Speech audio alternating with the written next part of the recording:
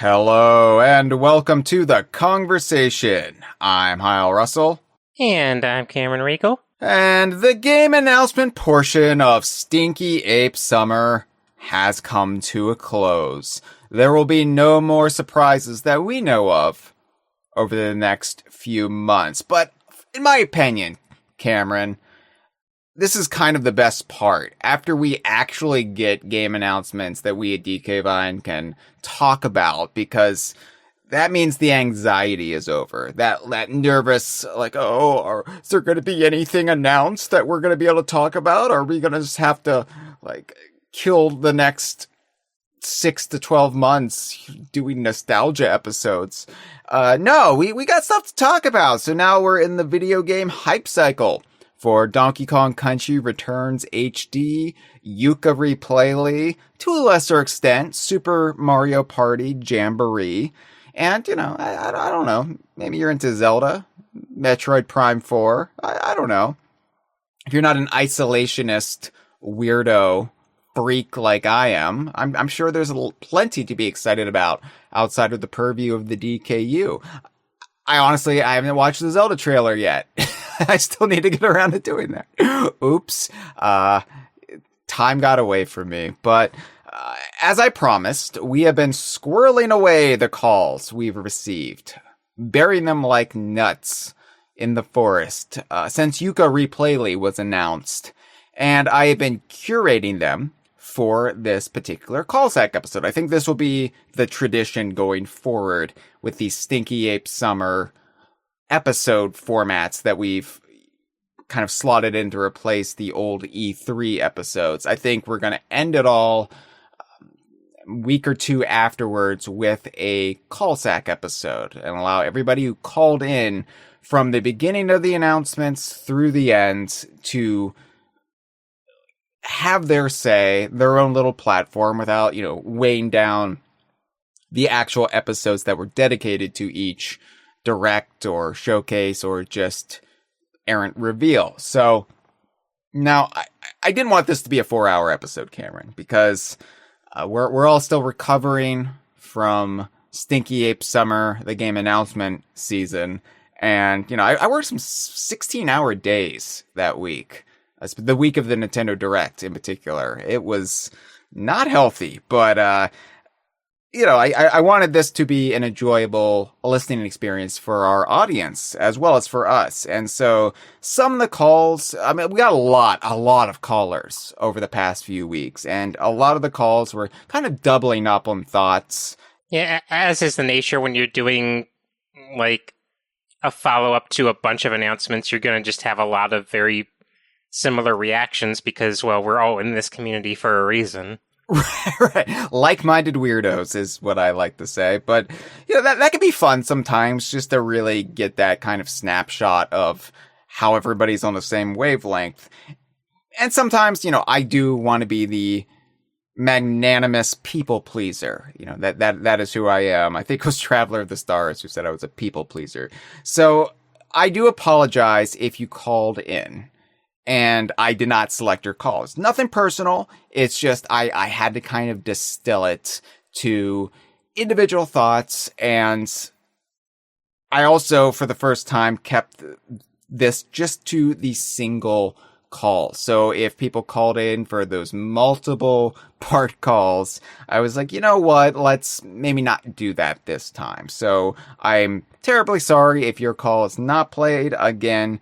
Please don't take it as a slight. This is just me trying to be the judicious editor for the first time.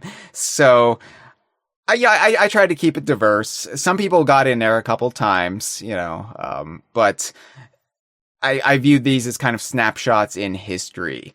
Some of them were just before the Nintendo Direct started. Some of them were immediately after. And so you kind of get that genuine emotion that you can only get riding off the trepidation or the jubilation around something like a Nintendo Direct. So I thought it would be fun. And if you called in recently, but it wasn't related to the recent reveals from Platonic, Xbox, or Nintendo, Those calls will be saved for a future general call-sec episode sometime down the line. So you're always welcome to call the DK Vine Hotline at 1-202-630-VINE, 8463, on your telephone device. So yeah, we're gonna dive into it all here, but really quick, Stinky Ape Summer continues. And it means it's still not out of fashion to wear our Stinky Ape Summer merchandise. Or hats, because we have DK Vine hats now as well, Cameron, at our merchandise store at TeePublic. DKVine.com/merchandise. And as always, we are live streaming this for our $5 and up patrons. And you can become a DK Vine patron by going to DKVine.com/Patreon and, throwing us $1 or $2.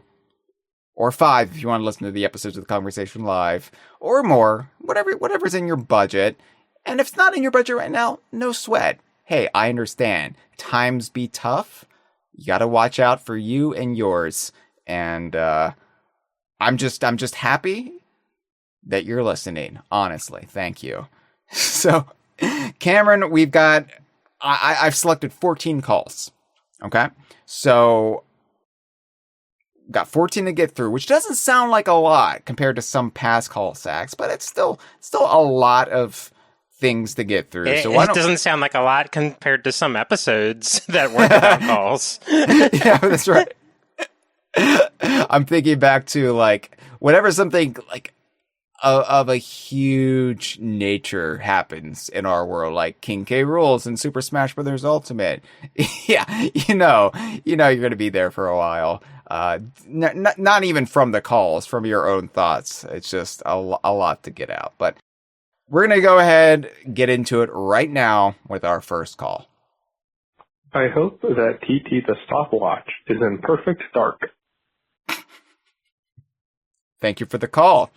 I'll say this. I hope TT the stopwatch is not in perfect dark, because TT the stopwatch belongs in Sea of Thieves first and foremost. However, I would be perfectly fine if somehow the Perfect Dark reboot becomes DKU. It's not so bonkers an idea, really, because when you look at the Killer Instinct 2313 soft reboot, when you look at Battletoads 2020, those are both rare properties that either predate the DKU or were kind of concurrent with it, but didn't tie in. It was like that, didn't really relate to the Diddy Kong Racing kind of shared universe network of games. And Killer Instinct 2013, through a sneaky way, added the Lord of Games, as well as Rash the Battletoad, but it was the Lord of Games that kind of tipped it over the line for us.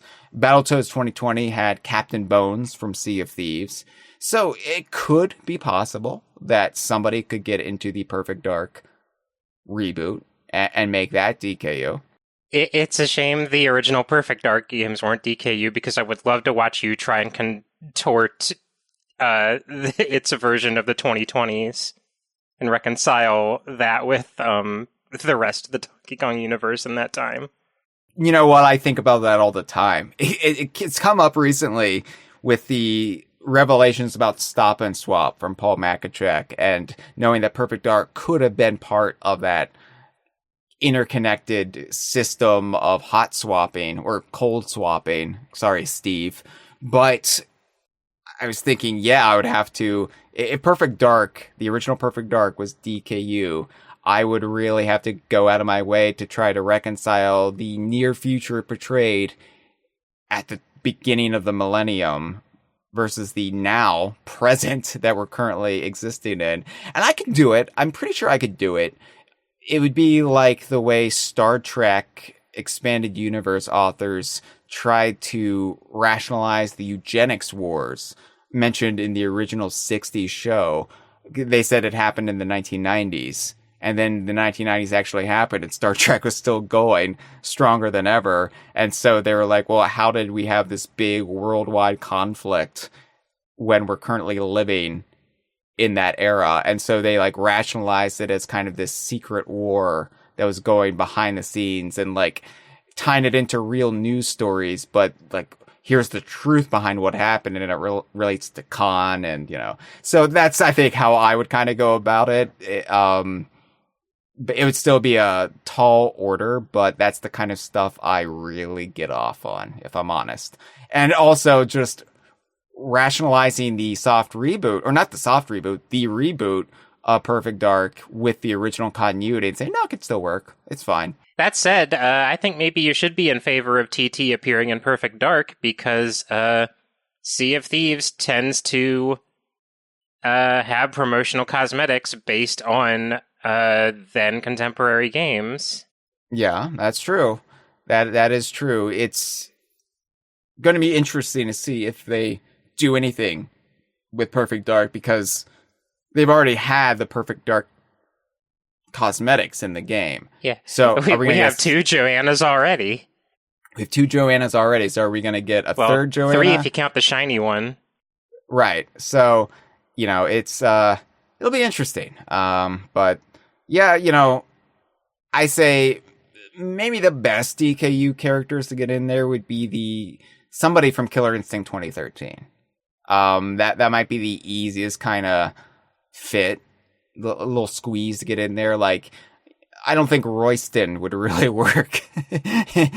We don't know yet if the Perfect Dark reboot has aliens in it, but I think it's a strong possibility. But that opens up, like, you have Glacius, like alluded to there, the Tui aliens as like a payback for Tui alluding to Perfect Dark. Yeah. I mean, it's possible. Pluto Pants. Beloved It's Mr. Pants character, Pluto Pants. So, yeah, I don't think Perfect Dark will be DKU. And I realize your call was just kind of, you know, a joke, but it really got me thinking. So, I don't think it'll be DKU, but I'm open to the possibility. And I would be fine with it, even though, you know, Perfect Dark and FPS games are not really my thing. It would still be fun. So, yeah, thank you for the call. All right, let's go ahead and play our second call. Hey, Hyle. Hey, whoever else is listening to this. This is Traveler of the Stars here. You both look great today. I'm calling about the recently announced Yuka-Replaylee. I'm interested to hear your thoughts about this, Hyle, because even though it's not like a full remake, I know you've never really been big on remakes. I'm not sure how to feel about this. Well, let me say this. This doesn't seem, after Platonic has been like really MIA for a while, if I were in charge of the company, I would not announce this by itself. I would have announced a new game and then announced this, because this game is not that old. It's really not. And let's be honest here. Let's be honest. Yuka-Laylee, the original game, I mean, it's fine. I think it's pretty mediocre. It's my opinion. Now, I know, talked about before, you know, there were, maybe a lot of unfair expectations from the game, this, that, and the other, yada, yada, yada. People are being unfair to it. I do think, of course, it's a portion of people. But also, let's be fair. The game came out pretty rough. I mean, let's be fair. It came out pretty rough. I think there's some good ideas. I mean, we talked about it before, Impossible Lair is a lot better, but, you know, the original Yuka-Laylee, this is the launch of a new brand, and, you know, it kind of fell on its face, in my opinion. I mean, they made a ice level with a water level. I don't mean to sound insulting, but I don't, and I'm not a game designer, but I don't know what they were thinking there. I wasn't very smart.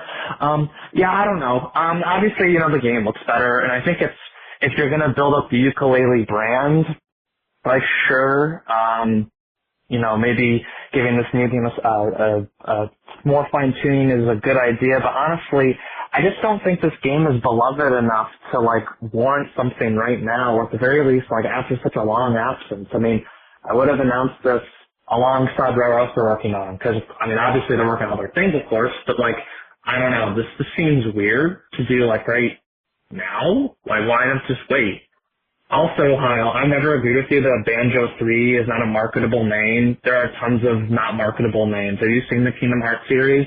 Yooka-Replaylee is also not a very marketable name. So that's just my opinion. Like, I think, Metroid Prime 4 is coming out years after the, original Metroid Prime trilogy. So I don't know.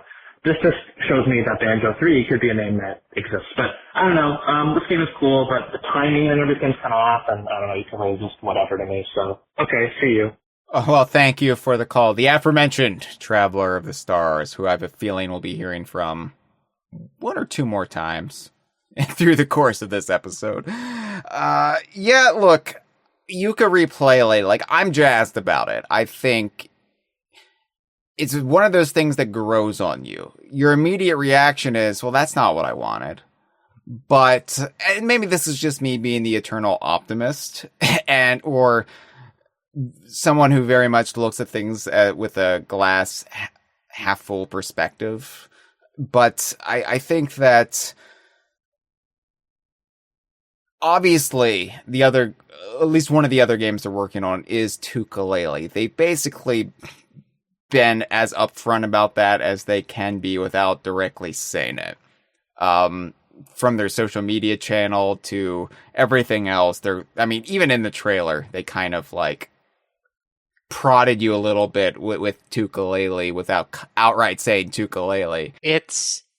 I feel like we're in kind of a weird place with Yooka-Replaylee where I feel like a lot of the folks who are kind of trepidatious about like really this is what you're doing would be less so if it was like more clearly communicated in the reveal the nature of what it is.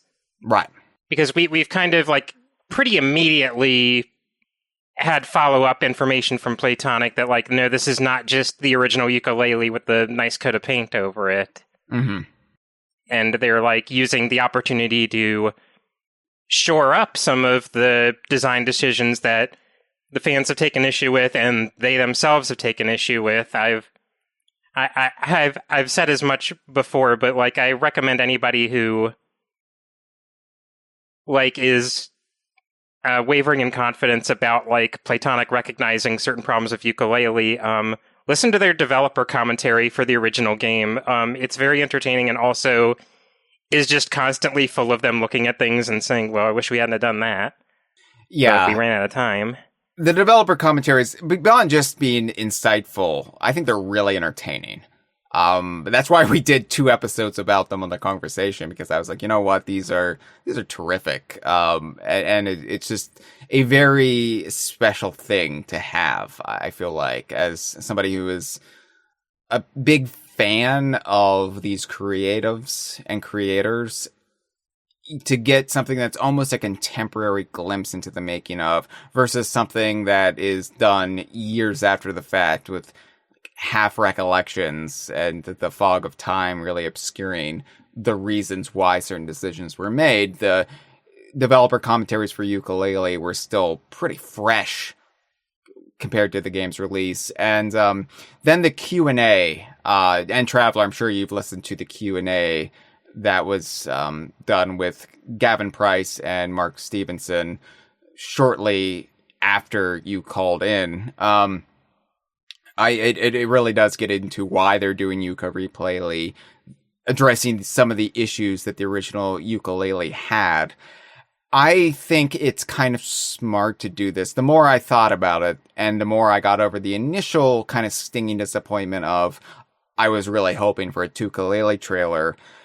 The Yooka-Laylee brand is in a weird spot right now, because on one hand, you had this hugely hyped debut that was kind of viewed as the second coming of classic 1990s Rare, Banjo-Kazooie, whatever, and it was fine.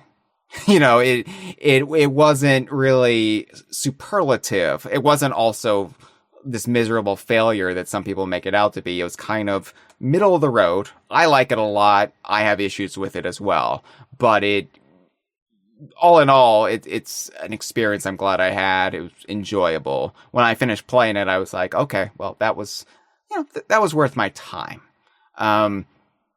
But it was like, with all the expectation it had on it, it was viewed as a disappointment by and large. And then they followed it up with Yooka-Laylee and Impossible Lair, different genre, different style of game, and that was viewed by most people who played it as a masterpiece.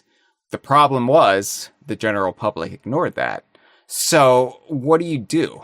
What do you do now? Do you retire Yuka and Laylee? Do you retire the property because you've already made a less than stellar first impression? Or do you try to do whatever you can to rehabilitate that to get people ready for the true 3D platforming sequel to Yooka-Laylee? So I think this makes sense. Now, there's a lot of risk associated with this, because what if they're not able to fix the issues in the original Yooka-Laylee enough to warrant this? And that is my only big worry right now is, how much of the original Yooka-Laylee would just require a massive rethink to the point where you'd be better off just making a new game entirely, and how much of it can be cleaned up and tweaked and making it a more worthwhile experience to justify this.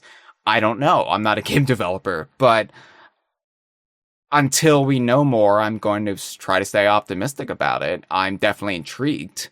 And yeah, I would have loved if this had been like I said back in the, I think the kickoff episode, like when they did the Rare Replay and Sea of Thieves trailers at E3 2015, it was kind of like, here's this celebration of our past, this reclamation of the true spirit of Rare, and then here's what we're going to do with that next. Would have been cool to see. They didn't go that route, and I think they're very leery about announcing something way too far in advance. And they're like, well, Yooka-Replaylee will be done before Tuka-Laylee is, before whatever other games we're working on, before those are done. So let's just announce Yooka-Replaylee. I think it would have definitely blunted some of the criticism if they had gone the Rare Replay Sea of Thieves route, but then the problem is everybody would be more hyped about Yooka-Laylee when that could be years off. I personally, I'm reluctant to admit, I feel like they also announced Replaylee a bit early. I wish there had been more of the game to show off in that little tease than just Shipwreck Creek, which I have to assume is what was the only area in the showcase because they just it's what was ready in a state that they were confident to show off. Yeah. But I also understand, I imagine they were probably in a situation of, well, this is a bit early to show this off, but this summer window of June, July is the expected time where all eyes are looking on new game announcements. And there was probably pressure to have something, and it was either, announce something that's a little not ready for prime time when eyes are collectively on the video game industry, or show it off in a more refined state that clearly communicates what you're doing, but risk it just completely falling through the cracks because nobody's watching. Yeah. And we'll see how things shake out with the tough call they had to make there.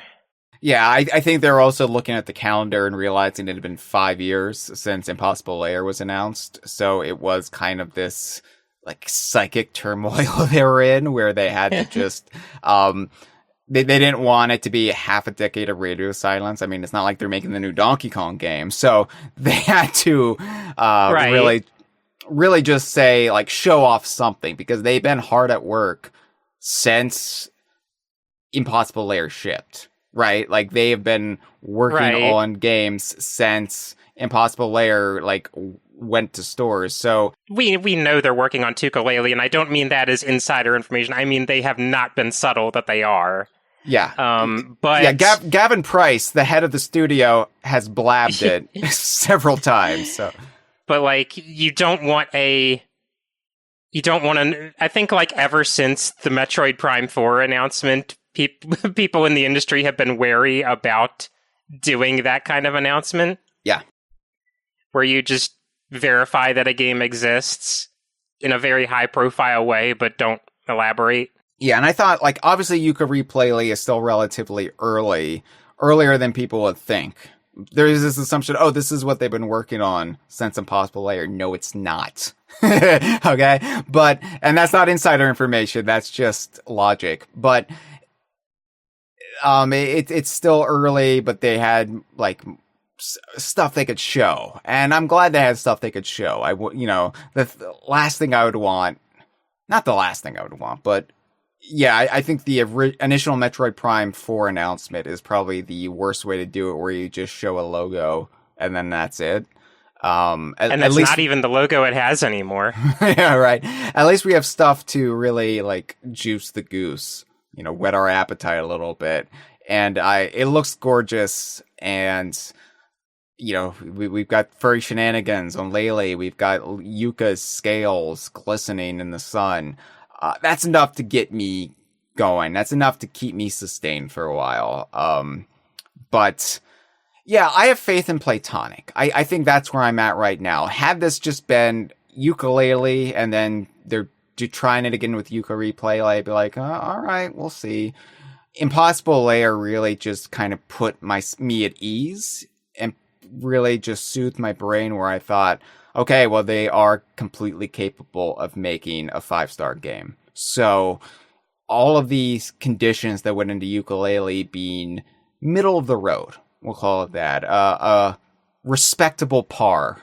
All of that, were unique to the development of Yooka-Laylee. And so if they do think they can fix it, great. I'm eager to see.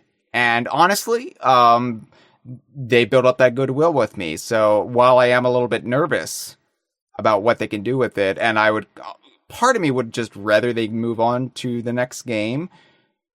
If it's, if they can make something Impossible Lair caliber, great. But I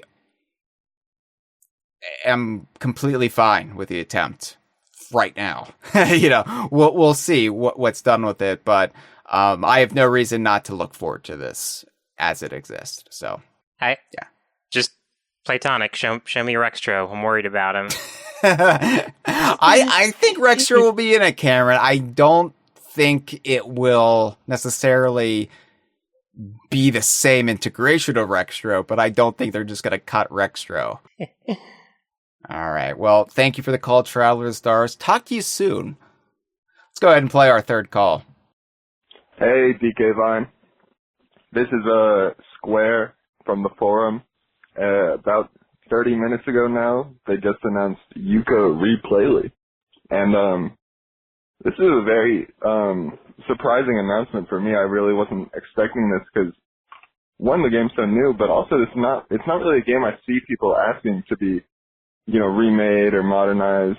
If I were to guess something new from Yooka-Laylee, I'd say maybe an update to fix some performance issues. But to me, I think this definitely says, we're gearing up for Yooka-Laylee. I think, Platonic is showing, they can give us better graphics. I'm going to assume better performance. It looks, I don't know if this is just my memory of the original, but it looks like an overall smoother game. And to me, I think this is just kind of probably a smaller project. I wouldn't be surprised if it wasn't a massive team on the remake. And I think it's a sign that in the next year or so, we could start hearing from Yooka-Laylee, or whatever else they have coming in store from the Yooka-Laylee franchise. So yeah, I don't know if I'll pick this game up because I do have the original, and I think the original is still good. I don't think it feels outdated, but I think it's a very cool, exciting announcement from Platonic. Thank you. Thank you for the call, Square.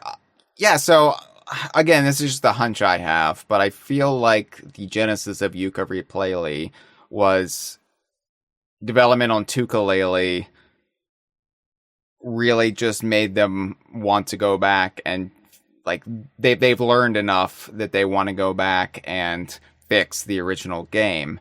And so yeah, we get like a team set aside to do Yooka-Replaylee. And hearing the Q&A and talking to like some of the stuff they're changing, like even the animation of Laylee flying with Yuka holding on, it was asymmetrical in the original Yuka-Laylee, which made like judging where you're flying or how far very difficult, and they're fixing that in Yooka-Replaylee. And I imagine this is stuff that came about with Yuka-Laylee. It was like, well, we got to fix that, we got to fix that, we got to fix this, and then it just eventually became, let's just fix the first game because we can do it. It's kind of like George Lucas gearing up to do the Star Wars prequels. This is a really bad analogy if I'm trying to calm people down, depending on your age, I guess. When George Lucas was gearing up to do the prequels, he was like, oh, I could use this technology to fix the originals. Though I would say to that remark, I believe that's also exactly why this is not like they went with a remake rather than updating the original game, because it sounds like they want to do some pretty thorough reworking to a lot of the stuff in the original game, and like you still want that original vision of the game out there for the people who want to play it. Yeah, exactly. Yeah, this isn't erasing the original. You don't want Yooka-Laylee Special Edition. Right. No, this is still keeping the original around. But yeah, I think people are viewing this as just like a fresh coat of paint, like you said, Cameron, and it's not. It's a substantial rethink in some ways from what they've been saying. And yeah, you're absolutely right, Square, that we're going to hear about Yooka-Laylee. I mean, I don't know when. Next year is the 10th anniversary of Platonic's founding. Of course, Platonic did a couple things as part of their kind of coming out party, and one of those was Chris Sutherland being on the Kongversation. I can't believe it's almost been a decade, but yeah, we were honored to be kind of part of their rollout, and kind of introduction or reintroduction in most cases to fans. And so I think next year is really going to see a lot as far as Platonic opening up a little bit about what the future holds in store. They haven't announced the release date for Yooka-Replaylee, but I have to imagine they're kind of looking at next year as the target, because it is their 10th anniversary, and it would be a kind of cool way to celebrate it. Just like Rare Replay was 30 years of Rare. Oh my God, it'll be the 40th anniversary. Anyway, yeah, I think that's, all in all, like, I'm really excited about the future of Platonic. And also, like, this shouldn't be undersold. They are self-publishing Yooka-Replaylee. They're not going through Team 17 or anybody else. This is going to be on the Platonic Friends label, and I think it's amazing that their own label, their own little boutique brand, it can now sustain their own games. Like, say what you will about the quality of the original Yooka-Laylee or how Impossible Lair underperformed, they've made great strides as a company. So I'm really excited to see how they continue to evolve and grow. So yeah. All right, let's hear from our fourth caller. Hey guys, Rick here. So I may be calling in a little early, considering the Nintendo Direct hasn't actually happened yet. But I just wanted to call in about Yooka-Laylee, because I'm a Rare fan, but I've never been a Yooka-Laylee fan. It's just, I've never gotten to the series after all these years. And I think for me personally, it would come down to the fact that I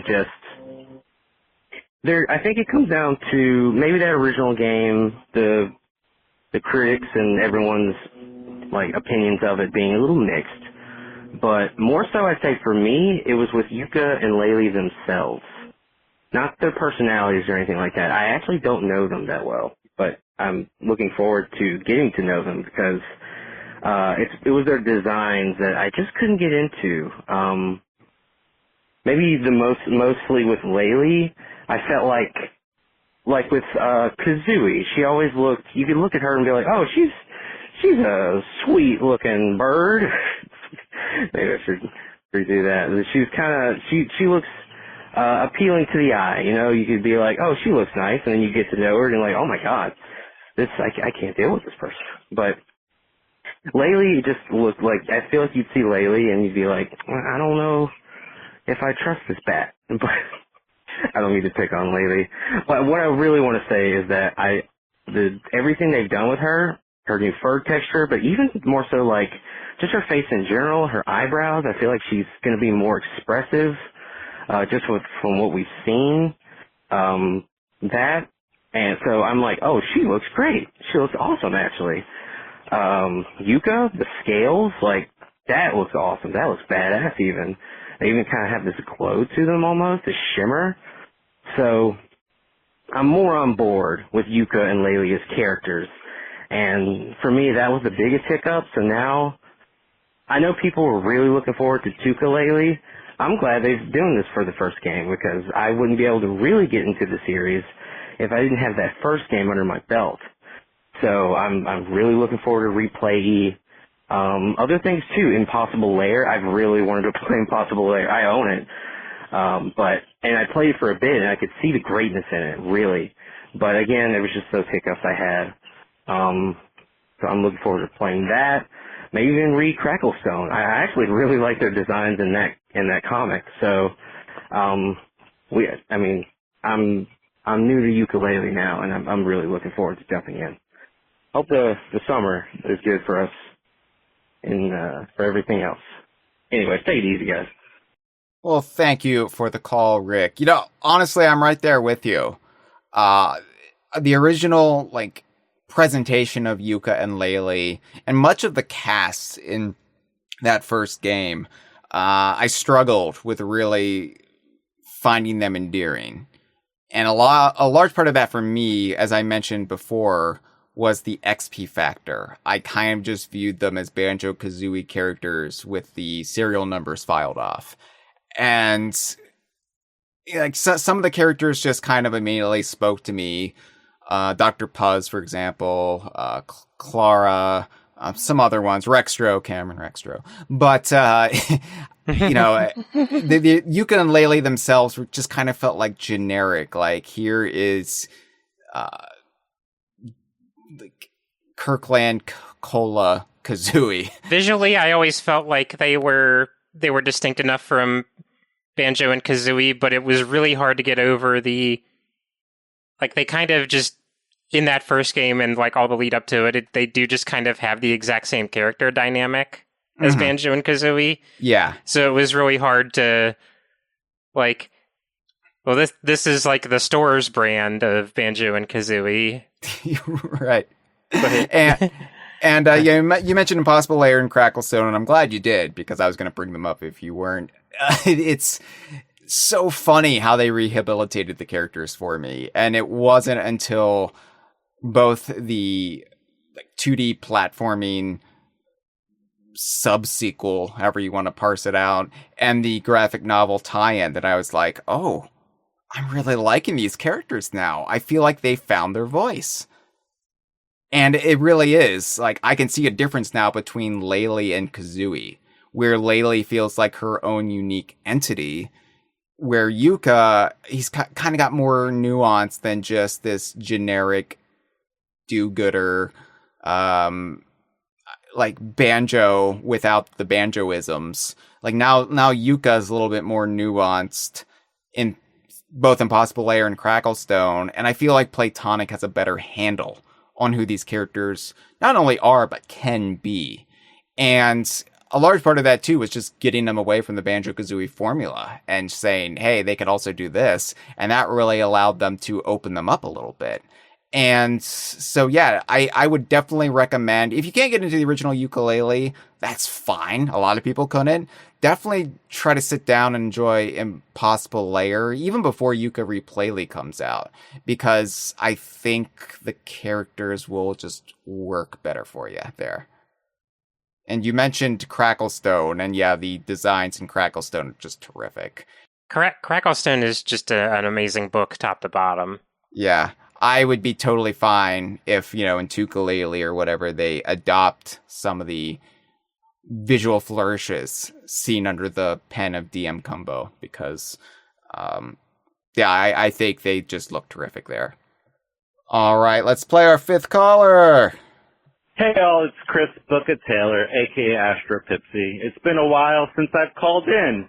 I'm just super pumped for the new Perfect Dark, even though it has no subtitle, and that always bugs me.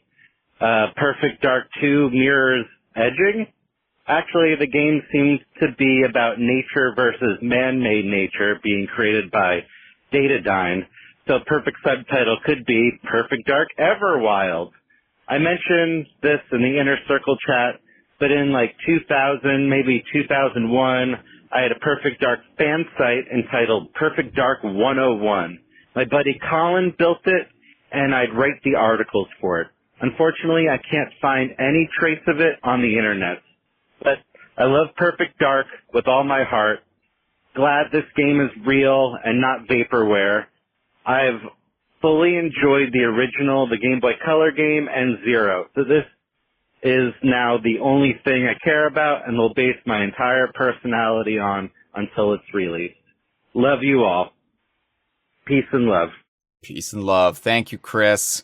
If you can't find your Perfect Dark website, does that mean it's now Perfect Dark 404? Little joke for you there. I wish it had a subtitle. I understand it's a reboot or whatever, but it still bugs me. It bugs me that Battletoads 2020, we have to call it Battletoads 2020, because I hate when they just do this of just reusing the original name. Yeah, it bothers me. It bothers me less when it's a hard reboot. It bothers me more when it is just blatantly an incontinuity, in the context of the franchise sequel. It bothers me with Battletoads. It bothers me with Sonic the Hedgehog 2006. Yeah. Oh, a lot should bother you about that game, Cameron. Yeah.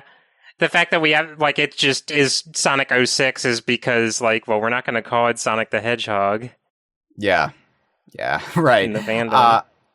Killer Instinct 2013, again, which is just called Killer Instinct, that bothers me too, even though, it's more of a reboot, although it's a little bit nebulous sometimes how much of a reboot it is. You can squint and make it work with the original games if you really, want to go down that route. But yeah, it is what it is. At the end of the day, it's just a name, so I'm intrigued by it. Like I said when Cameron and I discussed it for the Xbox Showcase episode, it looks different enough from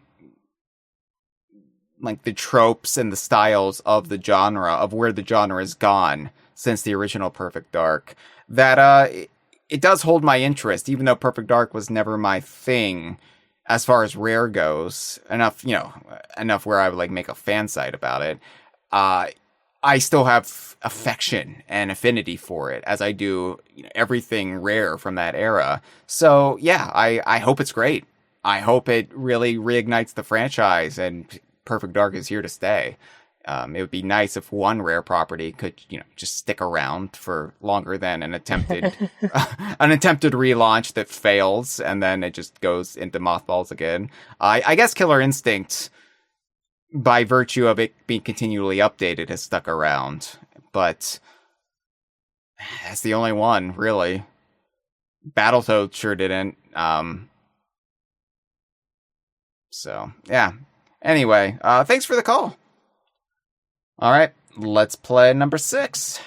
Happy Stinky Ape summer! Woo! Anyway, super excited, Nintendo Direct coming out sometime this month. I'm really excited for that. But I was really surprised with Yuka-Replaylee, and I know you guys talked about it a little bit, but I just wanted to say how excited I am for it, And yeah, I'm really on Team Yuka, in terms of 3D platformer collectathons nowadays. Because a certain Bear and Bird have been, kind of busy doing other things like building cars, you know. So I'm really excited, and I guess, you know, I'm really happy that they're still, you know, giving Yuka-Laylee a shot, you know, especially after the last couple games have been kind of mixed one way or another, like with Yuka-Laylee, you know, having its issues and Impossible Lair kind of being slept on because of one way or another miscommunication or misunderstandings and that type of thing with the name. And I think that it would be cool if they made the Impossible Lair style games like its own separate thing, like Yuka 2D or something. Not necessarily that name, but something from now on, maybe something to distinguish it. But yeah, more or less, I'm really excited, and I'm really happy that Platonic exists, because Banjo and Kazooie have been stagnant for a while, and I'm happy for Smash Ultimate appearance, you know, as a playable characters and all that, but, you know, other than that, it's been kind of quiet with them, and I get it. Rare has other things they want to do, and I begrudgingly respect that, you know, because Sea of Thieves really isn't my thing, and it's unfortunate. You know, I'm more of a single-player type of guy. Multiplayer, it kind of requires having friends, you know, for starters, and preservation issues with Sea of Thieves, you know. But overall, I'm excited for Yuka-Laylee, and I'm happy that it's still going on. Anyway, thank you. Well, thank you for the call. You know, I will say really quick about Sea of Thieves. It's perfectly fine if it's not your thing, but there is Safer Seas now. So you can play a single-player Sea of Thieves experience with most of the features intact. So if you've, like, kind of stayed away from it because multiplayer or shared world setting, you know, maybe just pick it up and give Safer Seas a try. But for the reasons you said, I'm very, very glad Platonic exists. Like, I do love modern day Rare. Sea of Thieves is an all-timer for me. But I think this fandom and keeping the torch lit for this fandom would be so much harder if it wasn't for Platonic's continued existence. Having this little, like, niche studio around for the specific purpose of keeping that spirit of a particular era of games and a particular era of Rare alive. It does mean a lot for me as somebody who came of age when those games were all the rage, and have kind of been left in the dust a little bit, wondering, like, why of all things from that era I got stuck with, you know, the one passion that isn't really being followed up on in too many places. So having Platonic around has meant so much to me, and it's kind of taken a lot of pressure for me off of Rare and Xbox Studios. Like, why aren't you doing this? Why aren't you doing that? And instead I can just be like, can't wait till Platonic announces their next game. So, yeah, I definitely would be all the poorer if Platonic had never found it, for sure. I would also just add, I don't know if I'd say Banjo and Kazooie are busy building cars when they were busy building cars more than a decade and a half ago. Yeah, in just 4 short years, we'll be on the 20th anniversary of Nuts and Bolts. So it's not really contemporary anymore. Like, the most contemporary thing Banjo and Kazooie have done is been in Smash. So, like, we've gone we've gone so long that people will now be nostalgic for Nuts and Bolts, and they'll announce a new Banjo Kazooie game, and there'll be all these 2008 babies out there who are like, why aren't they building cars? Hashtag not my banjo. Yeah. Anyway, thank you so much for the call. All right, let's play number 7. Hey, DK Vine, this is Traveler of the Stars here. This is for the Xbox conference, or not really about the conference itself. I mean, it kind of is. It's mostly about Xbox, in general. Not a glowing call. You look great. Both of you look glowing, but my call will not be glowing. So, something I've been thinking about is that, I think in recent times about, Nintendo, starting with Nintendo for a second, people will, maybe complain that, Nintendo don't really show off the developers as much anymore. They've kind of become suits, we don't have someone like Iwata and all this, that, and the other. And, I would never, be like, I don't want to see the developers at all. Obviously, I think it'd be great if we saw the developers more. I think it'd be great for any company. But let's, just for leadership, we'll say right now, Iwata and Reggie, and I'll get to Reggie in a second. But I think the inverse is that doing so, like being all buddy-buddy and out, in the open talking to people, will cause you to put your foot in your mouth. Everyone was like, Phil Spencer is such a great guy. Oh, look, he's so communicative. But the downside to that is that you do get a bunch of your comments on social media thrown back at you when you shut down studios, or, you'll just look super two-faced. So honestly, I would rather, the suits. And I don't think he's an evil guy, and I don't think, the current president of Nintendo's an evil guy, or I don't think that, but I don't know. I would rather the company not try to be, buddy-buddy in that way. And also, I will just say that even though, and I've been confused about it, and I looked it up recently, he made comments about, Reggie, and the only thing I could find, and it's not, great, and it was a fad that died out. Remember NFT and blockchain? I saw that a little bit ago, he was a supporter of it, which wasn't great, but hearing what people were saying behind the scenes, longtime workers Kit and Krista, if you know who they are, and they were saying how great he was and all the employees, he was an actual good CEO. I'm just saying I'd rather have that than a CEO who is two-faced and shuts down studios and then is yeah, that was really challenging for us. I mean, during the Xbox showcase, they were saying how good the developers were, and then they didn't even acknowledge the recent shutdowns, and then they said how usual is difficult. I don't know. It was just kind of annoying. Anyway, I guess that's all I have to say. See you. Well, thank you for the next call there, Traveler of the Stars. Yeah, I see what you're saying, but I think for me, it's less about, giving the CEOs time in the sun and more about just acknowledging the people actually doing the work, at the end of the day, a CEO is not going to be your friend, your imaginary friend that you're living vicariously through. And I think that's a danger, inherent in making your corporate heads also your corporate spokesman. Right. Yes. Because then just everything you do is going to be hyper scrutinized, and it will feel like a personal betrayal. Even, well, for a lot of these people, it is a personal betrayal. Right. If you happen to be working for them. Yeah, I feel like I was very curious to see what Microsoft's response would be in light of a lot of their very public figures suddenly being under heavy scrutiny for controversial decisions that are just blatantly their name is on them. They are personally responsible.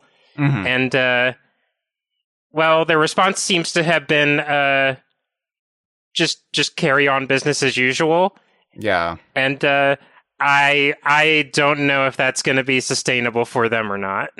Yeah, we have a tendency, especially in the States, this might be a relatively worldwide tendency, though, these days, to turn business figures into celebrities, and I think it's kind of stupid and ugly, and it's just this aspect of the 1980s that has not worn well for numerous reasons that I won't get into, but there is a danger. Phil Spencer, early in his tenure as a public facing individual at Xbox, we kind of like celebrated him because we called him Saint Phil Spencer, and he was like avidly pro Rare in a way that maybe the previous administrations at Xbox hadn't been. And so we were really jazzed about, saying, oh, he would love to work with Nintendo. And, we've seen aspects of that actually come to fruition. Nintendo and Rare have the best relationship they've had since the early 2000s at this current state. And so that means classic games can show back up on NSO, and there's a greater degree of communication, like getting Banjo and Kazooie and Smash. And so that's all great, but then, you shutter thousands of jobs, and I'm not going to want to put you on a pedestal anymore. So it is a shame. A real person will always be more important than a fictional barren bird. Yeah. So, and how do you deal with that? Well, maybe don't be a shitty capitalist who views the next quarter's numbers over genuine humans under your employ. And I know I'm being the idealistic sap here, and I'm not a business person. I make poor business decisions, like selling t-shirts on TeePublic, but I do, put greater value on the human element. And that's why I say I wish Nintendo would celebrate their creators more. That's why I say, like, one of the things the Stamper brothers did poorly when they ran Rare was try to hide the actual creative talent behind them. And inadvertently, that led to such misnomers as all the good ones at Rare left to form Free Radical. And it completely ignores all the people who are still at Rare, like, I don't know, Greg Mails. Also, just like all the good ones is a really crappy thing to say about people.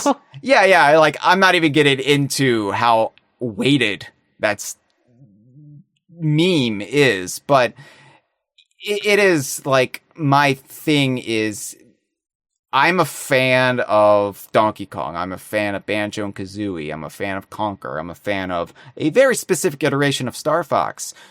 But I would not be a fan of those if it wasn't for the people behind them. And I as I've grown older, I put more value in that over the fiction. As Jeff likes to say, Donkey Kong isn't even real. And so that's an aspect of what I want from Nintendo. But also, you're right. Like, we develop these parasocial relationships with people we don't know, and people who will make shit business decisions. And, everybody has to answer to somebody.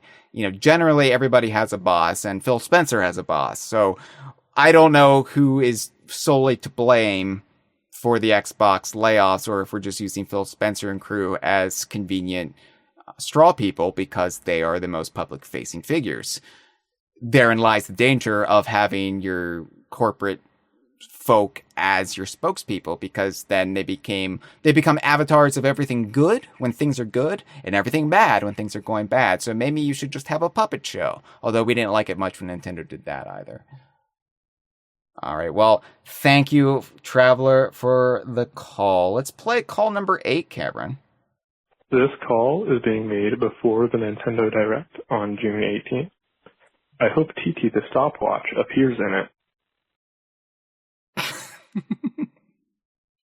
Yeah, I was hoping that too. I was hoping for that one.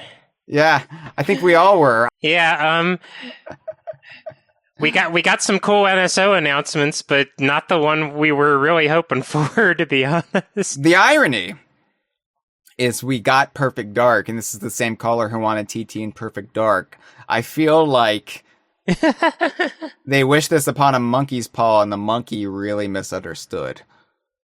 But, no, it's not that I'm not happy that Perfect Dark is on NSO, the mature 17 plus version, but I don't get me wrong, I'm thrilled that it's on NSO. I never expected them to really seek it out, especially given it's getting a high profile reboot on the Xbox. Yeah. But, it's cool to see it there. in spite of its technical issues, it's still cool that it's like got a little bit of a frame rate boost. It does kind of crack me up though that I think they're really gonna make us wait until the end for Diddy Kong Racing. It's kind of like Diddy Kong and Mario Kart 8 Deluxe all over again, isn't it? Oh God! Like the one time they haven't made DKU fans sweat it out is we got King K. Rool and Super Smash Bros. Ultimate relatively early, and we got Banjo and Kazooie announced before the end of the Fighters Pass. So we don't even have a Diddy Kong profile icon on the Switch. It might take until Returns HD comes out. I'm hoping. I know Nintendo doesn't like to acknowledge the anniversaries of Donkey Kong, but I'm hoping with the 30th anniversary of DKC this November, they will do like vintage DKC icons for Nintendo Switch Online. I'm not counting on it. Just to be clear, this isn't me making another surefire prediction like Donkey Kong Country Returns HD was. But I'm hopeful. Yeah. I'm hopeful we'll get something. I would love those, as our friend Josh Wallen says, those melted plasticky renders of the Kongs as Switch profile icons, because I will get them all. I've been hoarding my platinum points, Cameron, for the day when I can spend them on those vintage renders. And I will use them too. Right now my Switch profile icon is the 8-bit arcade Donkey Kong Senior, just because that's the most recent Donkey Kong thing that's been added. But yeah, get Diddy in there and I'll never change it. All right, let's play our 9th caller. Number 9. Have to do it every time. Hey, this is Chronax, calling in immediately upon the reveal of Donkey Kong Country Returns HD. So first of all, I think this is, about as good as we could expect from a remake like this. Obviously, I think like no mandatory waggle, and including the level 3DS version, and like better graphics on top of that. This is definitely going to be the definitive version of the game, which is always nice. That's always what you want with a remake. You don't want some weird drawback. Basically, I think the only other thing to say is I called into the tropical freeze of 10th anniversary thing, and I think the first tropical freeze baby that you ever heard about. So I've played Returns before, at friends' houses and stuff, but it was a little bit before my time to get on the Wii. So I will be glad to dive into this for the first time. Thanks for taking the call. Oh yeah, thank you. You hear the pep in that call? That is the pep. Yeah. That is the pep that immediately comes with getting good news in a Nintendo Direct. It's a very unique tone and tenor in someone's voice, and it cannot be faked. It cannot be replicated except in the immediate afterglow of woo, that adrenaline pumping through your veins. Love to hear it. It's also great to hear from somebody who yes, you are the intended audience for Donkey Kong Country Returns HD. Yeah, so many people get tunnel vision, and I'm not shaming anybody here. I am victim to this as well at times. This has even come up in the Yooka-Replaylee discourse. We get tunnel vision. We say, well, it's not that old. I can just boot up my Wii and play it. Well, yeah, but you have to understand that generations have come into the world since then. If I have to, hook up a console that I haven't hooked up in over a year, maybe that game should be on a more modern platform. Yeah, especially with how freaking hot Donkey Kong is right now. Shit hot, Cameron. This is... I feel... I have lamented this recently. Sometimes I am the emotional caretaker of the community where I'm trying to no, everyone, everything's fine. Look at this. Look at this. Look at these statistics I've got for you right here. And I look like I'm off my rocker, but it really is a very special time for Donkey Kong. Donkey Kong is more popular right now than Donkey Kong has been since the 1990s. So, Donkey Kong is more popular now than he was, and the brand was, when Donkey Kong Country Returns came out. So, Donkey Kong Country Returns getting this definitive version on the Switch. And yes, there's some controversies that have sprung up, which we will be addressing in some calls to come. But getting this definitive version of this absolute bedrock of the series. And it is. I think people sometimes sell it short because Tropical Freeze is better, because Returns didn't have the Kremlings, it didn't have too much in the way of returning characters. But so much of what Donkey Kong is built on the bedrock of Returns. So much of what DK Vine is right now is built on the bedrock of Returns. It's like we talked about. Dustin and I talked about this. There would not be a DK Vine right now if it wasn't for Returns being announced exactly when it was. And then you look at all the personalities who have comprised the DK Vine brand, if you will, since 2010. And Cameron, it's you.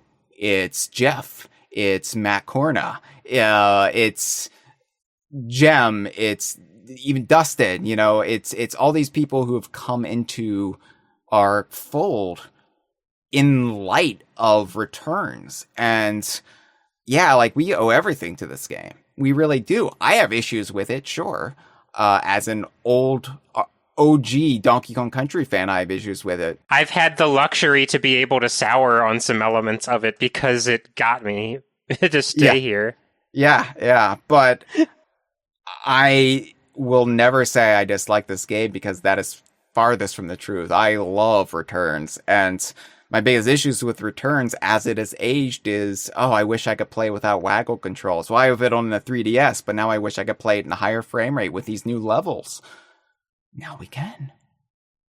And when you think about all the kids who discovered Donkey Kong and Cranky Kong with the Super Mario Brothers movie, and have maybe jumped into Tropical Freeze, but are still missing this core component of Donkey Kong. Like, you can play the original 3 Donkey Kong Country games on NSO.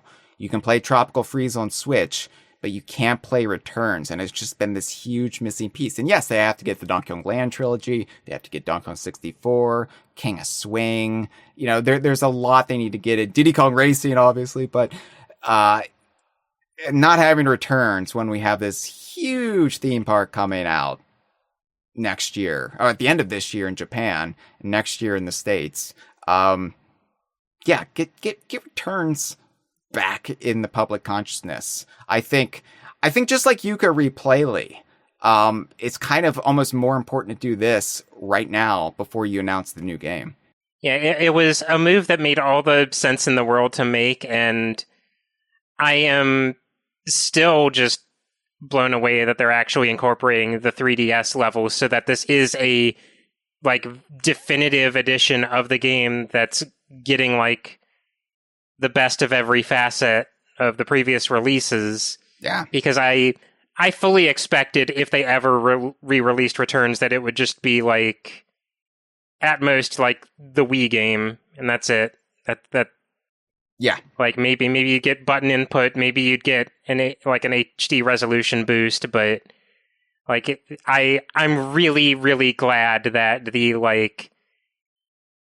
part of the building legacy of Donkey Kong Country Returns did not fall through the cracks, because we're, as you mentioned with Diddy Kong Racing, we're certainly no strangers to having history fall through the cracks in the Donkey Kong franchise. Yeah. And we predicted this, Cameron, on our Stinky Ape Summer Kickoff episode we did with Dustin. We predicted that this was going to come, but we predicted the HD version that was already sitting on their shelves, the one that was just the Wii game. And so to have this extra effort put into it, to have it be the final say on Returns, incorporating both versions, I'm stupefied that they're doing this, and I'm beyond pleased that they're doing this, because this is what we predicted, but it's so much more. So it's literally more than I could ask for, because it is more than I asked for. So and I'm really excited for all the people who've never got to play Returns, or the people who grew up with this being their Donkey Kong experience, and now they can have it in the best form possible. Means a lot to me. Means even more to those people. So yeah. And it's just really fun to have a console with all 5 Donkey Kong countries on it. Yeah, minus Barrel Maze, but we'll allow that to fall through the cracks if anything deserves to fall through the cracks, maybe it's that one. Maybe we'll let that. If we can get the rest of the history back, I'll sacrifice that on the altar. Sure. All right, let's go ahead and play our 10th caller. Fifi Tong and Professor Chops Nation, rise up, Hyle. I could just kiss you on the lips right now, you beautiful son of a bitch. It is I, Traveler of the Stars, returns HD. I am so happy. You know, I know a lot of people your age, Hyle, sometimes Kapu returns, but at the end of the day, I think it's a really great game. I mean, I think it's aged better than the first country game. Yeah, the first country game has a lot of, you know, characters and stuff like that, but I legitimately think, even though the original country, takes a lot from the first game, I, love the atmosphere of Returns. And you old curmudgeon, I was in my mind, I was thinking, if Airport Returns, I think they're going to have 3DS content. But you and everyone else were like, no, they're not going to do that, you old curmudgeons. And I was like, no, I think they'll do it in my mind, but I didn't say it, but then they did it. And I think that's really great. Especially, we talked about before, they have the theme park, and it just makes total sense for them to have Returns. And they didn't just port the NVIDIA Shield version. If you look, they changed some of the lighting around. DK looks a little different, which is so cool. I'm just so happy this game is coming to modern consoles and, has button controls and has the 3DS content, that we now have the definitive Returns experience. I'm so excited. I really hope that everyone who hasn't played it, gives it a chance and loves it. And it's good that they also including the easier mode for Returns 3D so that people can get into it more. I'm so happy.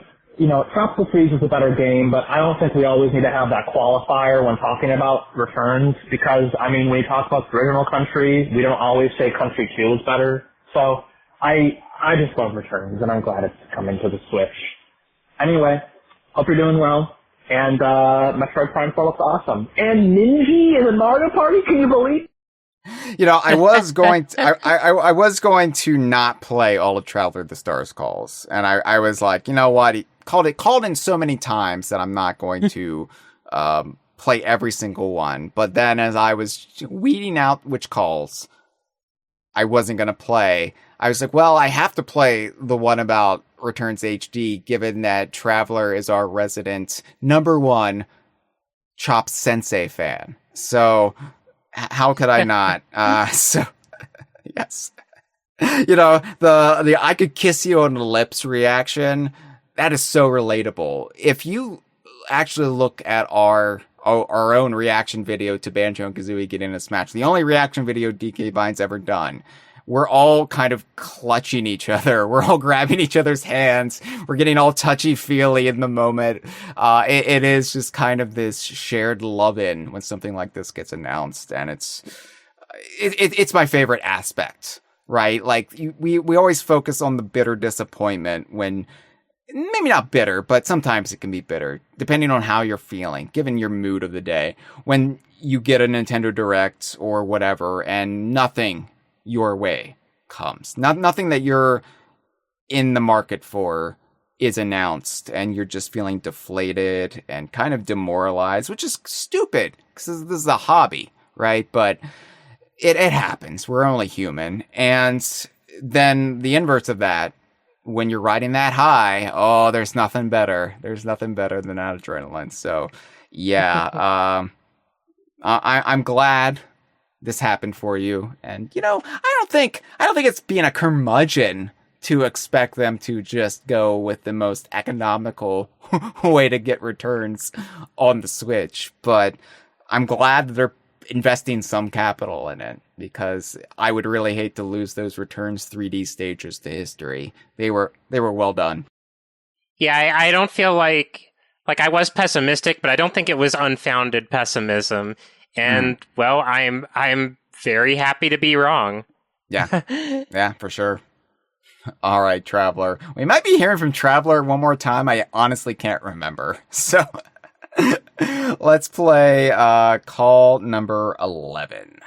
Hi all! It's Bullcraft Max here, and I'm finally going to become a Patreon member. Hopefully by the time you're listening to this, I'm a Patreon member, because I just want to say real quick before I say what I want to say, I always appreciate you guys, man. Like, this has been really a couple rough few months for me, between, you know, my job and personal life and all that stuff. So thank you so much for putting out a great podcast every single week. So happy that you're full time, man. Keep up the good work. So what I do want to bring up on this call here is the Donkey Kong Country Returns HD drama. We can never not have drama. Game Explain put out the comparison video between the Wii version and the Switch version, as did Dry Bones, this guy on Twitter, as Darkside Phil likes to say Twitter, Dry Bones something. I'm sorry, I lost the tweet. But basically he said, and I added you on the tweet, that, Dry Bones 2015, where he was going through each frame and seeing the differences. So, how concerned should we be, especially with this Polish studio who made Cooking Simulator for their ports? Should we be concerned? Is this something to overreact about? Is this an early footage? Are they going to fix it? I want to hear your thoughts. Thanks, Hyle. Keep up the great work. And, yeah.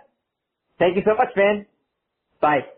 Well, thank you for the call and the kind words, Bullcraft Max. It's always appreciated. I'm glad the podcast can be a source of irreverent light in people's lives. As far as, okay, so this is something we haven't addressed on the conversation. And I knew I was going to come up with the call sack, so I was just kind of waiting. There was really no good time to bring it up between the last time we discussed Returns HD and now, because we had to do a spotlight on Saberwolf. Happy 20th anniversary, Saberwolf. So, yeah, there's some controversy that has sprung up, Cameron, comparing the trailer of Returns HD, as seen in the Nintendo Direct, with the original footage on the Wii. There are some effects that are not accounted for. Some other issues that people are having with it. And, you know, I'm generally zen-like when it comes to anything like this. For one, because I'm not going to let stuff like this bother me until I get the final product in hand. Because I know game development, even doing a remastered version of a pre-existing game, takes some time. And this game is not coming out until January, mid-January at that. And I don't think this is really accounting for a finished product. Yeah, this has been a kind of a rough one to sit on the sidelines and watch, because I've seen two extremes come out in regards to this information circulating, which is like the one extreme of this is an inexcusable state, but also just a lot of reactions to the key of like, God, you just can't be happy with anything, huh? And I feel like the game is 7 months out from release. There's no harm in pointing out these flaws, and, you know, maybe that helps them get fixed. Yeah. Just bringing attention to them. What are the flaws, Cameron? Just for those who aren't aware of what we're talking about. So, without being like too comprehensive, like again, as our caller mentions, you can look up the tweet thread from Dry Bones or Game Explains video, which honestly is just those tweets kind of regurgitated in video format. The Twitter handle is Jonathan 2015. They've kind of provided like a very nice like series of direct comparisons. A lot of the issues are just like some odd lighting differences or like effects missing, mostly to do with like glow or shine. It's one of those things where I don't want to sound like I'm making excuses for this. They are, for the most part, things that I did not notice, I'll be honest, when the trailer aired. And in some cases, I'm not even sure if like the mistakes are actually like deliberate choices on behalf of the development team. Some of them absolutely do not look deliberate. Others, like say brightening up like certain characters when they're like in the foreground. The one thing that I did notice on my own that this thread calls out is that there's a scene with Squidicus in the far background, where he's not as dimly lit in as he is in the original, and I feel like that's kind of important for just knocking him back in the background more so you can see what you're doing. Mm-hmm. So not to meander too far, but I do have part of me does have a vested interest in wanting to see a game like this like preserved as much as humanly possible, because I have personal experience of this happening with another series I like, to bring up Sonic again. For those who don't know, Sonic Adventure has been ported and ported and ported again, like just on the back of the same port, ever since the Sonic Adventure DX port over in 2003 and for the GameCube. And that port famously broke all the lighting across the entire game. So it just looks fundamentally different than it does on the Dreamcast. And because of that, it kind of formed this popular conception that like, oh wow, Sonic Adventure is really ugly and dated looking. And I mean, of course it's dated looking. It's a game from 1998. But because of all of those recursive ports stacked on top of each other, the idea of what a lot of people have in their head of what that game looks like is just fundamentally not what it looked like in its original form. So I'd hate to see that sort of game of telephone befall a game in the Donkey Kong Country series as well. Like, I mean, can you imagine if, say, like, Donkey Kong Country 2 on the GBA just became how most people think of Donkey Kong Country 2? Right, yeah. I was just thinking that. Yeah. All that said, I don't think the visual disparity is to that degree of severity, but all the same, I would like to see these issues shored up now that they've been called attention to, and knowing that the game is still a good deal away from release. There is time to address some of these, if they so choose. Yeah, like when the game was announced, there was a lot of hand-wringing. Why are they waiting till January? Why aren't they releasing it this week? And well, this might be why. It might be really early on, and they're still going through the process of upscaling it and changing the effects, modernizing aspects of it. And you asked me this on social media, Bullcraft, and I said, look, if the game comes out and they haven't fixed these issues, then I'll be critical of it.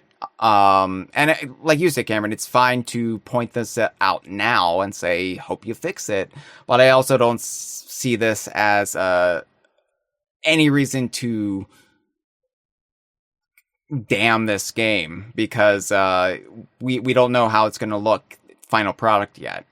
And I'm just not going to pull out my hair over it yet.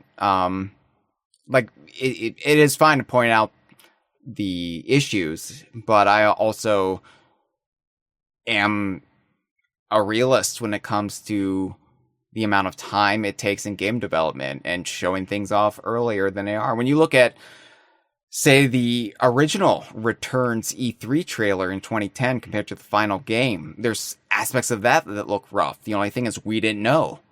We didn't know at the time how it would look upon release, so we had nothing to compare it to. So I'm trying to keep all of that in mind. Like I said, I'm just kind of zen-like about it. If it's out and they haven't addressed some things and I'm playing them like, ugh, then yeah, absolutely I'll be critical. But there's no reason for me to be so now.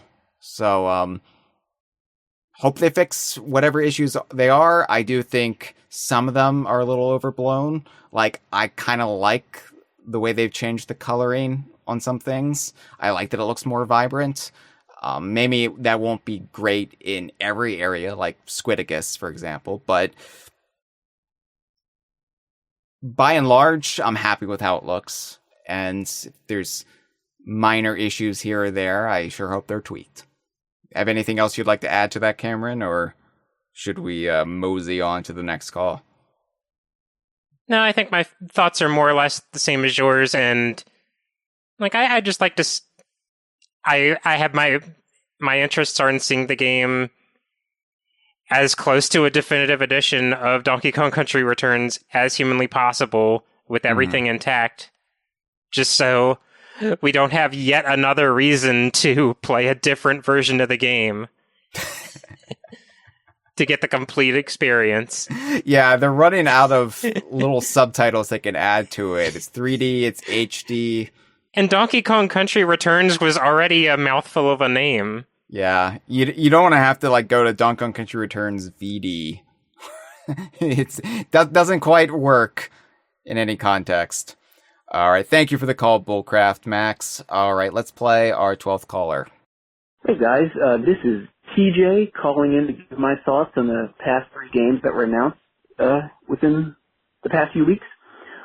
First off, Yuka-Laylee Replay. I wasn't the biggest fan of the original Yuka-Laylee. I was, of course, really hyped when it got announced and during the Kickstarter phase because I was a massive Banjo fan. But to me, I didn't really gel that much with the final product. Wasn't a fan of navigating those worlds. I really loved Impossible Lair though, so because I'm a big Donkey Kong Country fan as well. So I loved Impossible Lair. I loved everything about that game. So I'm definitely willing to give this brand a second shot. So I'm glad they're going back and trying to do what they can to adjust the first game so that it can pull more people in. Second of, Super Mario Party Jamboree. Again, I was a massive Mario Party fan back in the day, all throughout the Nintendo 64 and GameCube era. At first, I was a little cautious seeing that this is keeping the Super Mario Party branding, but upon further look, it's looking like it's trying to continue where Superstars left off and be in the style of the classic Mario Party games. And it's also nice that they're reusing, not reusing, but bringing back older boards from Mario Party 1 and 2 again. Really wish they gave Mario Party 3 some more love, but I'll take what I can get. And thirdly, Donkey Kong Country Returns HD. This is probably maybe the biggest announcement of those 3, or maybe not, but in my opinion at least, I watched that whole review just hoping that they'd add something new to the game, like a new character. And I do appreciate that they're adding the worlds from the 3DS version, which is nice, but I still wish we could have gotten something new in terms of like how to play the game, like a new character the way Funky Kong did for the Tropical Freeze port. It would have been really nice if they threw Dixie Kong in there. Like, yes, break the level design, but Funky kind of did that for Tropical Freeze, and they used it as a selling point. But it is nice to see the game coming back and that they're confident enough in the Donkey Kong brand to market full price again. So, yeah, those are my thoughts, and thanks for taking the call, guys. See ya. Well, thank you for the call, TJ. So TJ brought up some points that haven't been brought up by other callers. Specifically, Super Mario Party Jamboree. Less a point and more a whole avenue of discussion. But, Cameron, I discussed this a little bit with Dustin, but what are your thoughts on Jamboree? Because I'm sure you'll be playing it with the Idaho crew when it comes out. I'm not going to pretend I'm any kind of authority on Mario Party. I've had a very sporadic history with it, mostly because until very recently, I haven't reliably had like a community of local people to play Mario Party games with. Right. My initial reaction was, I wish Mario Party Superstars had a bit more of life in it before they did another Mario Party. But also, I like what I'm seeing. I like seeing the return of Wild West World. I think the like 20 player like online stuff is neat. I'm excited to see what they do with it, and even if I don't love that once again we don't see Diddy Kong, Ninja as a playable character is really, really funny. Mm-hmm. Yeah. Yeah, I think as far as Mario Party reveals go, I think it looks more intriguing than I found many of the more recent Mario Party reveals. And I'm going to say every Mario Party since 3. I don't know. But it looks like there's enough going on. I like the variety of the boards this time. Like having a whole board like centered around Mario Kart, for example. I think that's thinking outside the box and making it less monotonous, which has always been my biggest hang up with Mario Party. Once the series wore me down after 3 or 4 years of it, I was just like, it's just all the same. And, you know, to each their own. Not everybody's going to feel that way. There are genuine Mario Party enthusiasts out there who don't like me castigating the series the way I do, just because I am a freakish Donkey Kong completionist. Just to get out ahead of it, I realized I referred to Western Land as Wild West World because I'm King of Swing Brained. That's fine. That's a good thing to be. Never an issue. If it's always morally correct to bash Xbox at the moment, it's always morally correct to be thinking of DK King of Swing. So I do wish there were more classic boards. I feel like 2 is such a paltry number. It's almost like, why bother? Like, I'm glad they're there, but could we get a little bit more? And maybe, you know, again, like it's weird to me that those just aren't in Superstars, because that was kind of that whole game's thing. Yeah, I'm surprised we haven't gotten more updates to that, and maybe you wouldn't need classic boards for this, but, you know, maybe that's just the Mario Kart / Smash Brothers player in me spoiled at what we've gotten from those 2 franchises. And it's not fair to expect the same of Mario Party, which has more resources involved with bringing back classic environments. So I don't know. I wish Diddy was in it too. That's kind of a big strike against it right now for me. Is I'm glad Donkey Kong's playable, but it's always kind of harder for me to get into something if Donkey Kong is the only playable character. If he doesn't have his buddy along, then it kind of it feels like you're just a stranger in a strange land without anything to really sink your teeth into. If it's Donkey and Diddy versus the Mushroom Kingdom, then yeah, that's more exciting for me. But I do think as far as Mario Party boards go, these boards look like some of the more fun, inventive ones I've seen in ages. And yeah, I'm going to be picking it up on launch and giving it full coverage here at DK Vine. I'm kind of excited to see how much I get into it. So it'll be a nice pit stop on the way to Returns HD for sure. So yeah, now TJ also brought up the price of Returns HD. This has been the other controversy that's sprung up in recent days, where Nintendo finally gave Donkey Kong Country Returns HD a page on their website. And with that, they listed the price, and it is the full $59.99 USD. And yeah, people aren't happy about that. People are wondering why a 14-year-old game, albeit with 11-year-old levels added to it, is retailing for full price when several other games of this ilk have been discounted in some form or fashion. Mario vs. Donkey Kong for the Switch earlier this year, I believe, was $49.99, and Metroid Prime Remastered was $39.99. So why is this $59.99, except that Tropical Freeze for the Switch was also $59.99, and you made me want to make them comparable? Yeah, I've seen a lot of takes on why they would do this that are like anywhere from like not wanting to lower the perceived value of a Donkey Kong Country game, not wanting to like lower the perceived value of a 2D game, because that has also been a point of contention. Yeah. In certain sectors. And also, I suspect Nintendo, knowing there are people like me who will grumble about it, but also pay $60 anyway because it's a Donkey Kong game. Yeah, I think I'm the blame for this, Cameron, because I'm the one who spent $39.99 on Dixie Kong in Mario Kart Tour, and so they knew. They knew then, we could charge whatever we want for Donkey Kong games. There's suckers out there we've got on the hook. So it's my fault, everyone. I'm sorry, my bad.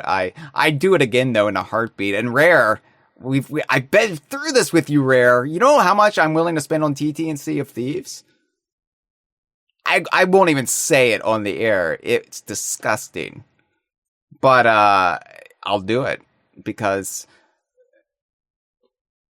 what can I say? It's easy. It's easy though when you don't really play anything else but DKU games. So for me, the $59.99 is just like, yeah, well, what else was I going to spend it on? So just say Donkey Kong Country Returns, only Whale isn't in blowhole bound. Now, to be fair, the whale also appears earlier. Is it Plopping Planks? Appears in the background. So he's in there twice.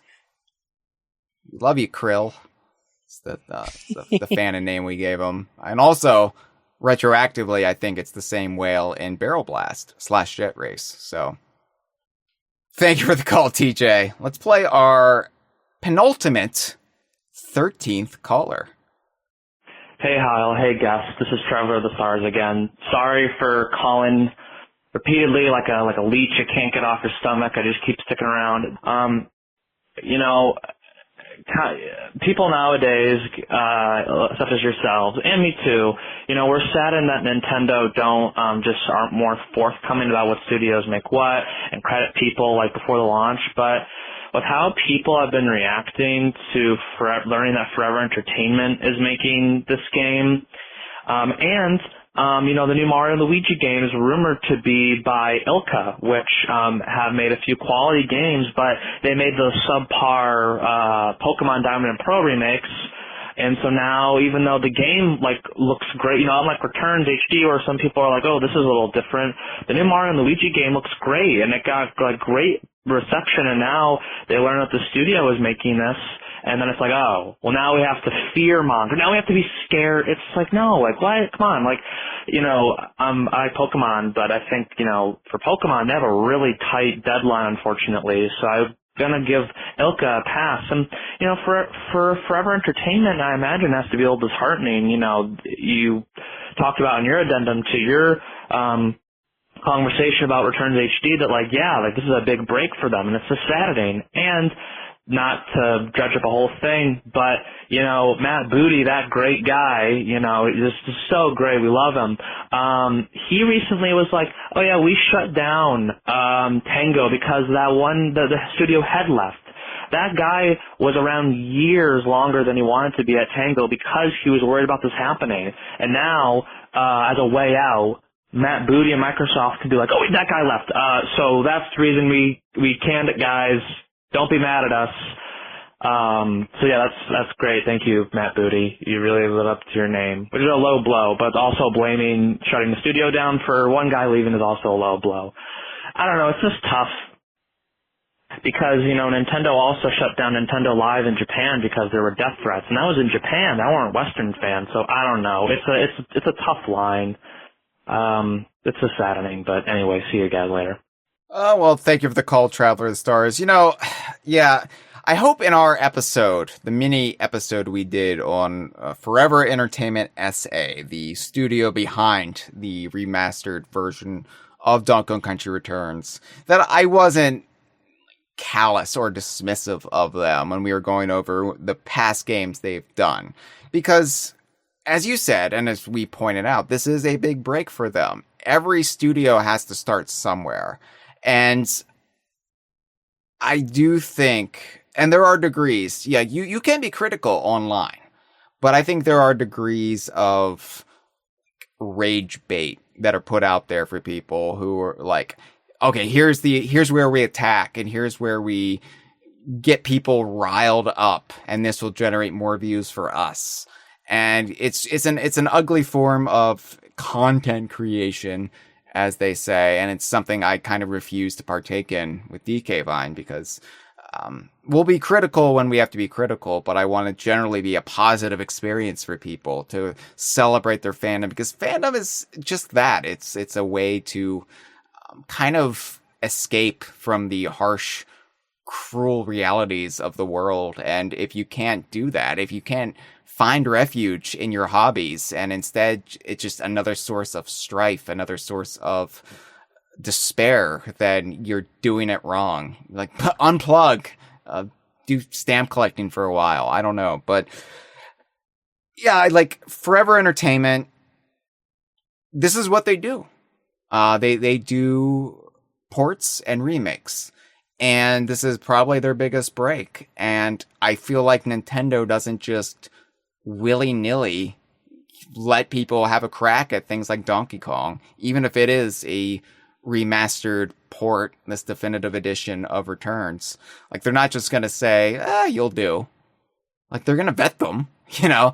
So, and there's going to be oversight too. So I am not really worried, because the product's already there, right? Like, I guess you could do it poorly, but Returns is already made. They just have to kind of put the package together. So I think it's kind of shitty if people are writing off Returns HD because of the studio behind that, because it's not being done in-house at Retro. Wait and see. And like I said, every studio has to start somewhere. And just because they've made what's... Returns 3D was outsourced to a non-retro studio, and that turned out great. Yeah.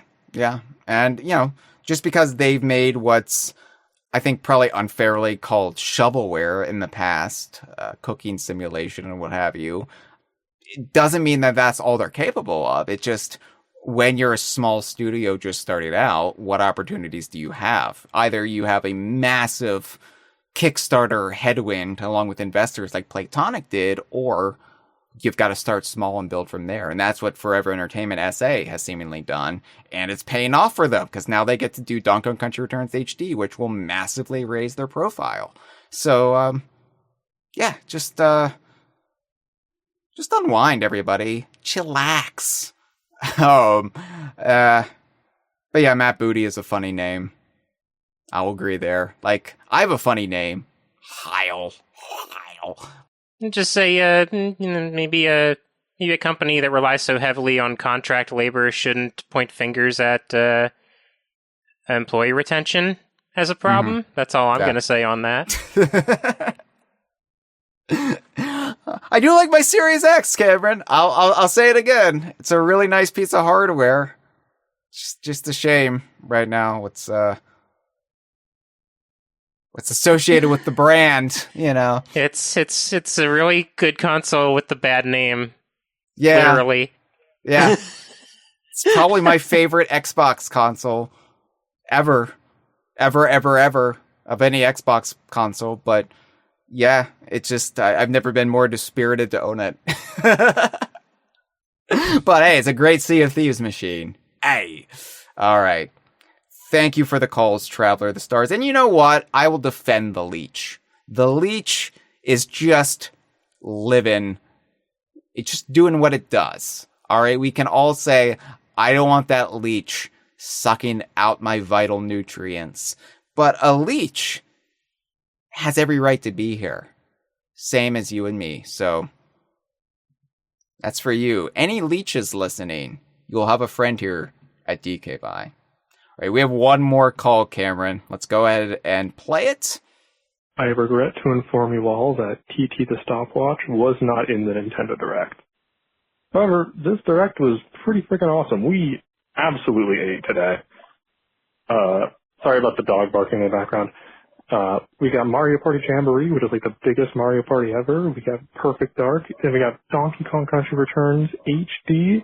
That's so cool. Like, playing Donkey Kong Country Returns on a demo kiosk at Target was what got little kid me into the series.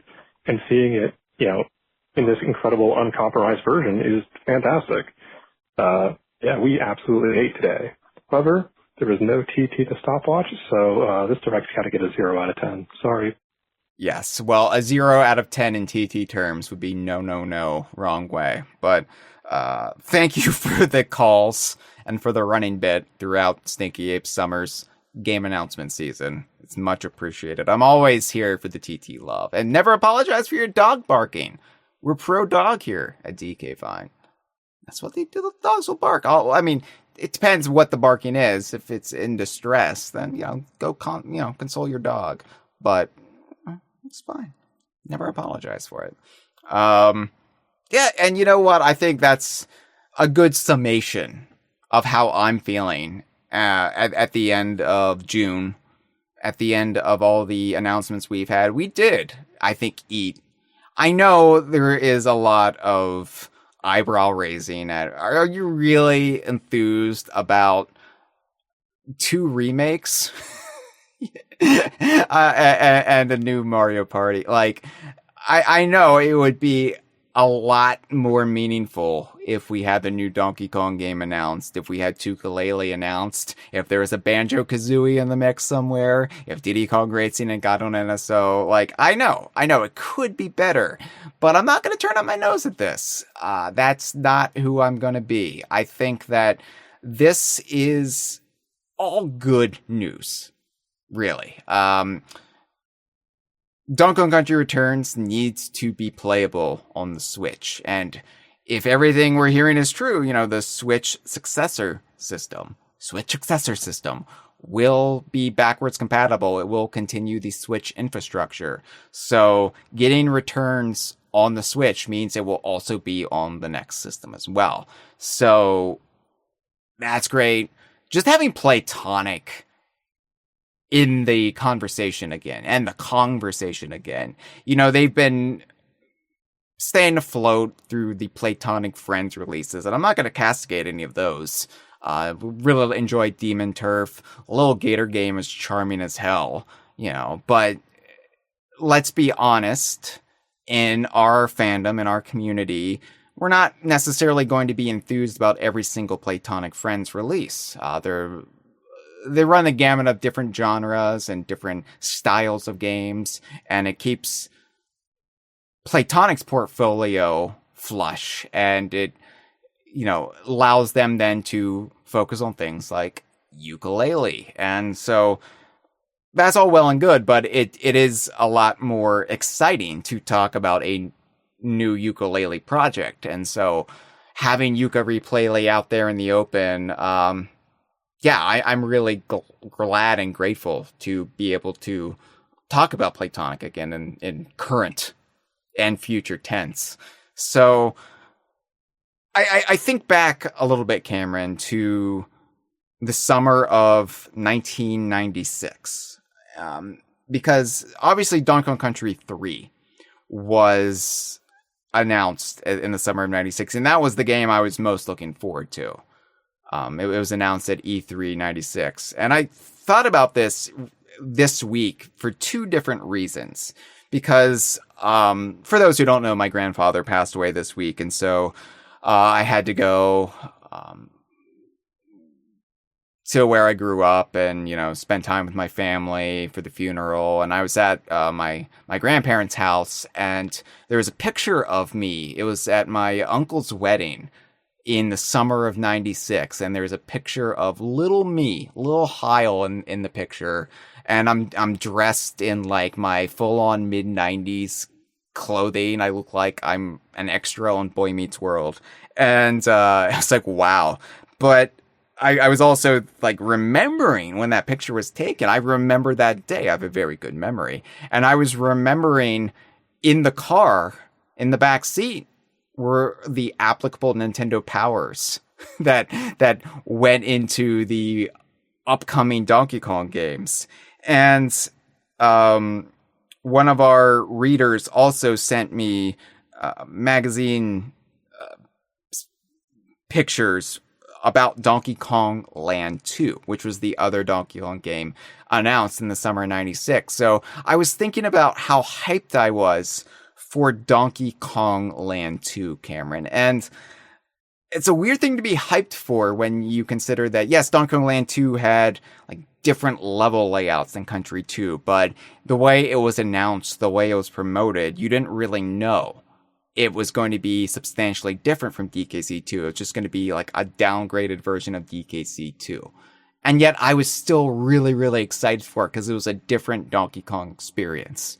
And I'm thinking back, like, even back then, in the early days of the DKU, in the early days of my fandom, when I was still a kid and I hadn't like worked through my shit, I could still find enthusiasm for something like Donkey Kong Land 2 and spend just as much time speculating and daydreaming about its impending release as I could on a brand new game like DKC 3. And so I look at Yooka-Replaylee, I look at Returns HD, and I'm thinking, yeah, you know, that's enough to keep me content for a while. Like, yes, I want the new games to be announced as well, but it's just great to have something to talk about. Again, because for the longest time, I mean, dial it back a little bit. 2019, we had Banjo and Kazooie announced for Smash, and we had Yuka-Laylee and the Impossible Layer announced. And since 2019, all we've had are Sea of Thieves updates and like the occasional errant cameo game, but nothing really big, nothing really to get worked up about as a fandom. And there's been like ancillary things like the Super Mario Brothers movie, not to sell that short, like Donkey Kong Lego, but oh my god, we have two big games to talk about again. I don't care if they're remakes and remasters. It's still exciting. Hope TT the stopwatch is in them. This has been a File 2 production. Que rico.